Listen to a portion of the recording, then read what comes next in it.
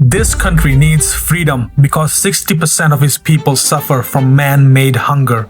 This country needs democracy because they've been living under a dictatorship for 80 years. This country is a direct threat to America because it has intercontinental ballistic missiles that can hit LA, Chicago, and even New York. This country needs to be invaded because it has one of the most advanced nuclear weapons in modern times. And this country needs to be saved because people here have probably never used the real internet. Then why doesn't America want a regime change in this country as opposed to almost every other Muslim nations in the Middle East? North Korea will achieve nothing by threats or by provocations.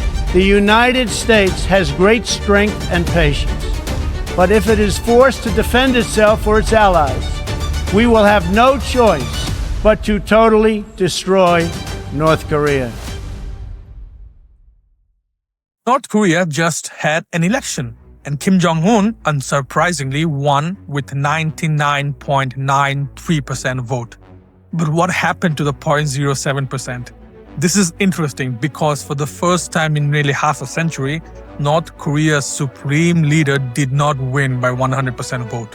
So Kim Jong-un surprisingly gave out this 0.07% to keep an illusion of democracy. This election was very interesting. If you see the videos that the state has been releasing all over their TV channels, it had 100% voter turnaround. So every citizen came out to vote. They were wearing their best dresses. These are dresses that North Koreans will not wear all year round. They look rich, they look happy, they're singing, they're dancing, playing violins. And Kim Jong-un gave a victory speech and he was smiling. People are just over the top.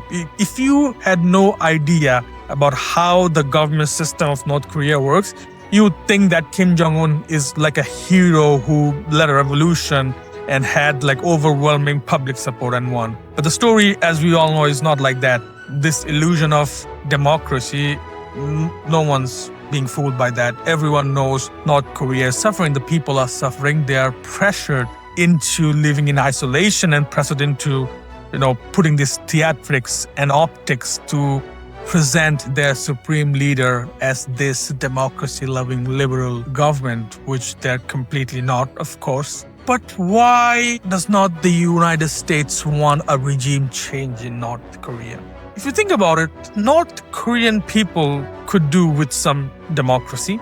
They could do with some freedom.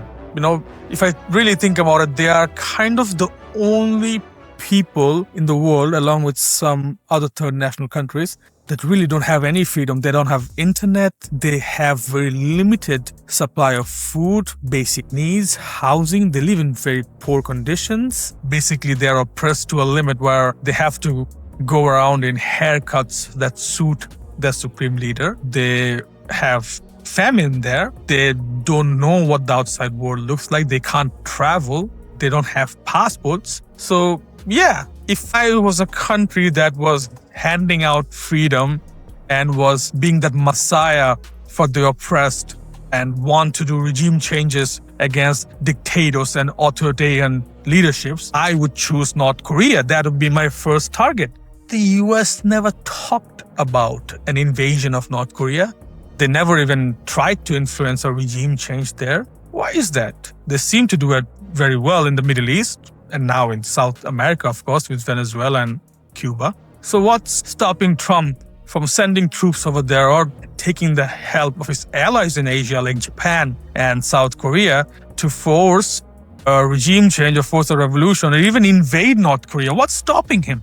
The answer is simple. There's a real threat from North Korea. You see, there's a fundamental difference between North Korea and Iran. North Korea has intercontinental ballistic missile systems. These are long-range missiles that can reach the United States. Iran doesn't have them. Very few countries in the world have them. North Korea is very proudly has an efficient nuclear program and a nuclear weapon. They've also made unreal breakthrough in miniaturization, which means they have nuclear weapons which can literally fit in the tip of rockets. They're that small and they can have 1,000 times more impact than any other nuclear weapon the US and the West and Probably Israel also has this technology. So there is a real threat from North Korea. And if the US would ever try to do a regime change there, North Korea and Kim Jong-un has thousands of ballistic missiles and warhead directly aimed at South Korea. At this moment, these are aimed at South Korea and Seoul all the time. It only takes a press of a button and boom, the half of the civilian population in South Korea is dead. They don't care about, civilian casualties. They are always ready. Just 7 days ago, as I'm recording this video, 7 days before their election, supposed election, North Korea demonstrated their latest missile and nuclear capabilities. And they openly did it in their, in their oceans and near their borders. They posted videos about it. They were very proud about it. So if you ask me, what's the number one country that poses a threat to the West, to Europe, to US? It's North Korea. They have the weapons for it. They have the interest for it.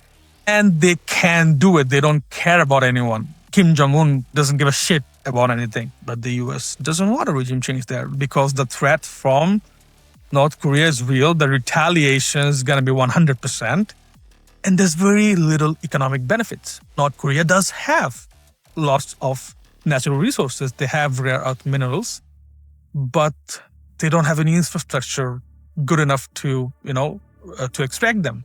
So going in there and trying to invade and take their natural resources would be very difficult, even for US, and very expensive. So the cost benefit is almost zero. And also, Iran and the Middle East have well-built oil infrastructure. They have key shipping routes.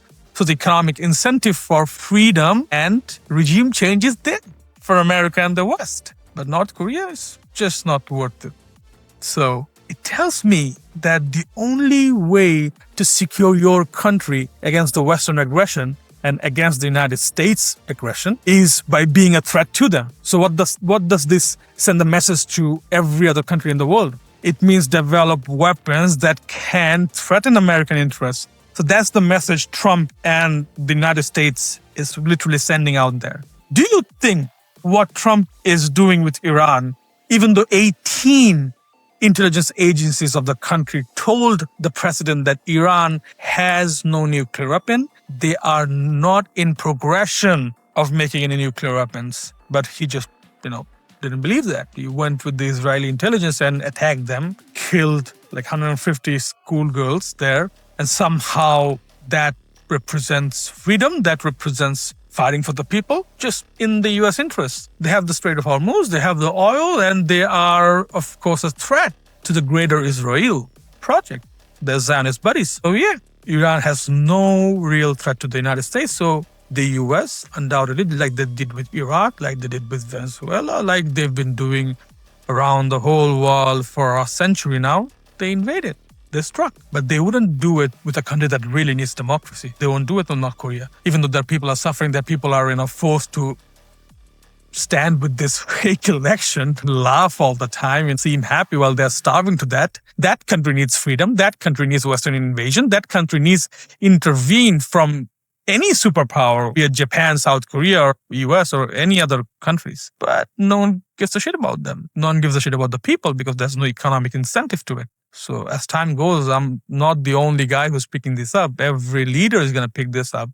Every leader who is trying to make their country's defenses better is going to pick this up and think, okay, the only way to protect my country against Western aggression is for the country itself to be a threat, to be a real threat. So all those Americans and right-wing propagandists, whatever you call yourselves, about this. Are you really fighting for regime change and freedom? Or are you really filling your own pockets and spinning the narrative however you want?